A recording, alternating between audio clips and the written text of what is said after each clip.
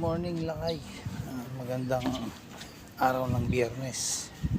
Ito, papasok na naman tayo sa trabaho natin. Salamat tayo sa Panginoong Diyos dahil hindi tayo pinabayaan ngayong magdamag.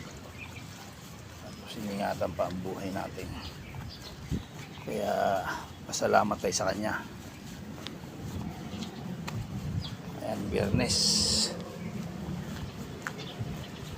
Salamat tayo, papasok tayo ngayon.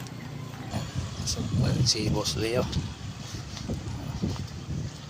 Salamat sa mga subscribers dyan. Kumusta kayo lahat dyan? Sa mga manonood sa aking vlog, mga hindi pa nag-subscribe, mag-subscribe na.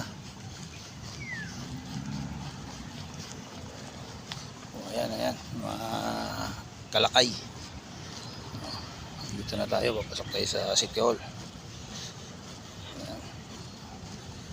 Good morning sa inyo. Araw ng Biyernes, sana iligtas kayo sa inyong paglalakbay at patungo sa inyong pupuntahan. Mag-ingat-ingat kayo lagi.